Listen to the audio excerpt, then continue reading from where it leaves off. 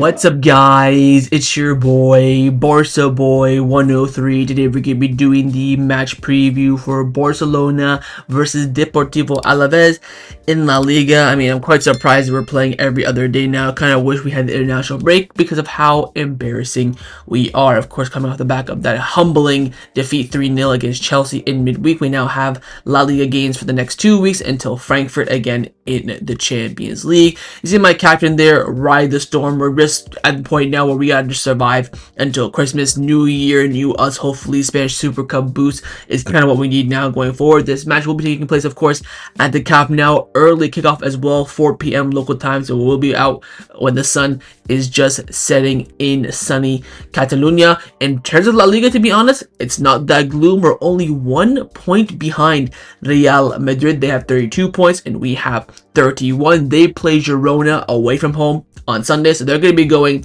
to Barcelona, to Catalonia this weekend. So you never know. Again, despite us being absolutely horrific this season, we're only 1 point off Real Madrid, which also shows how poor they have been this season. That classical victory seems like it was years and years and years ago, and now the point difference is only 1. We do have, of course, Atletico Madrid coming up in week, and they have Athletic Club at the December Mes, so 2 huge games. Of course, a little preview into the Spanish Super Cup as well. Those games are supposed to be taking place beginning of January. They moved that earlier because those teams will be taking place in the Super Cup. So midweek to be a huge game as well for both teams, Barcelona and Real Madrid. So keep your eyes on their fixture this weekend.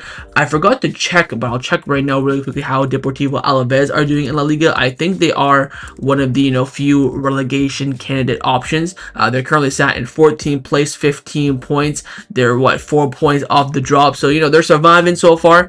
They do have some different players to look out for from their team. Last season we beat them 3-0 away and 1-0 at home, so we did not concede a single goal to Alaves last season, scoring 4 in 2 games. So you never know what this kind of match does entail. They are a scrappy team, of course. They're a team that have been surviving a lot in La Liga over the past few seasons. They play some very conservative football against the top teams as well, so they'll make it difficult. Without a shadow of a doubt, Barcelona need to be on their A game, especially in the final third. Injury updates: Araujo is bitching and crying, so he's not going to be playing this game. Apparently he has some sort of stomach flu, which I don't believe. Apparently mentally up here, he's absolutely cooked after his mistake against Chelsea. Pedri is set to be getting some minutes as well. He'll be getting the green light tomorrow as well. That is fantastic news ahead of the Atletico Madrid game. Might have to risk him and play. We'll talk about that when that game approaches. But Pedri is fit and will get some minutes in this game. But I do want to go over Hansi Flick's press conference reaction. He was asked, of course, ahead of the match against Alaves, and it's always about scoring goals. Alaves defend very well with passion. It'll be difficult to score, but I think we'll manage it. The important thing is that we take all 3 points. Showing a bit of confidence there, saying that I think we will manage. So interesting. He was asked about Araujo's absence from training yesterday and today. He has a stomach virus. He's out for tomorrow's. He was out for today's training session and also will miss the match tomorrow. Emotionally, we're all kind of feeling low. The defeat against Chelsea was tough. We thought we could win. We have to stay optimistic for the next match. So he's saying that morally this team is down, and when the team is morally down, you're cooked. I mean, you're not morally down after losing to PSG or Real Madrid. No, it needs Chelsea to give you that humbling, but that for me is a little bit scary, and we'll wait and see on that. By the way, I forgot to mention Fermin Lopez is injured. The club confirmed he's out for 2 weeks as well. Had some discomfort after the match against Chelsea, and Flick was asked upon this, and Flick said that he was actually originating from a tackle from the Athletic Club game, and he said that didn't affect him and he had no issues afterwards. It was after the match against Chelsea that he felt discomfort. There's no other interpretation. This is football, and things like this happen. Sometimes it has to do with new footwear. Now every month they have new colors for their boots, so I mean, little jabs there potentially from Flick. But I think the most important thing there is that Fermin out for 2 weeks. That's something to keep an eye out for. On Flick's choices in the midfield, and I think Eric can play in different positions, and we also want to try Andreas Christensen there as well. It's helpful for technical plays to have tall players. We believe in Marc Casado and Marc Bernal, who's coming back from injury. He will get minutes. Casado will also have opportunities. He has our full confidence. This is because that Christensen, Eric Garcia, center backs are being used a lot in the pivot, and he was asked why. So he's talking more so with technique with Eric Garcia and more so with height with Christensen, but hopefully we can see Christensen in at center back. on Barcelona's style of play and the infamous highlights. Said, look, when we lose and we can see 3 goals, it's easy to say that it wasn't a good match, or it wasn't the Barcelona we'd like to see. In the end, there are people who don't understand what it takes to play with such a high defensive line. That is our style. It's not about the defenders, the forwards, and the midfielders. It starts the press. That's what I need from the players. The blame seems to fall on the defense, but it's not fair. If we don't all press well, we'll have problems, and I want to make that clear. So he's saying to make sure that we spread the hate and negativity and blame to everyone, because based on his system and style of play, which of course we talked about a lot on the channel over the past few months, everything needs to be perfect for the system to work. Yes, the high line is risky, but it needs certain pressing movement, directions, and triangles from everyone involved to make sure you can utilize it to its best ability. When Frankie de Jong is not pressing, there's the hole. When Ferran Torres is not tracking back, or Rashford's not tracking back, there's the hole there on the left hand side. And when those holes are exploited, they're easily going to be vulnerable. So he highlights that.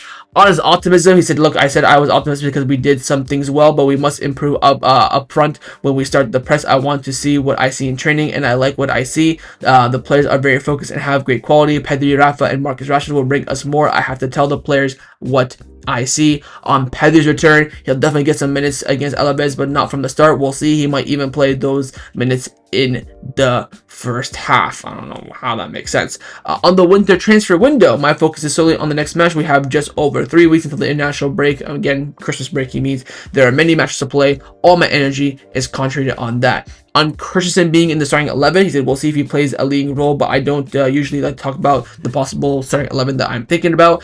On Raphinha, for me, he's one of the most focused players in the team, and I've missed him. He fits our philosophy perfectly and usually has a very positive impact on our game. He's very good in transition. His season last season did not come out of nowhere. He's really eager to show how good he is, and I want him to show us how good he is as well. Especially the players to improve. I explained it earlier in today's training session. I saw good dynamism and more intensity, more confidence with and without the ball. That's what we were missing in the match against Chelsea. A lot of training talk. Like, I mean, yes, you can do well in training, but what I'm seeing is that we're shit. Thinking, oh, this is training, oh, we're looking great, blah, blah, blah, means absolutely fuck all to me, because what I see on the pitch is 3-0 against Chelsea, 2-1 to PSG, 2-1 to Real Madrid, and barely surviving in La Liga.